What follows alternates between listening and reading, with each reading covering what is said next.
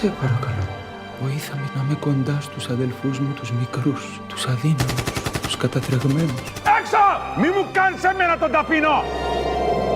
Με την καρδιά μου θα σε αγαπώ. Γιατί μίλησες για την αγάπη και τη δικαιοσύνη. Τι είσαι τελικά?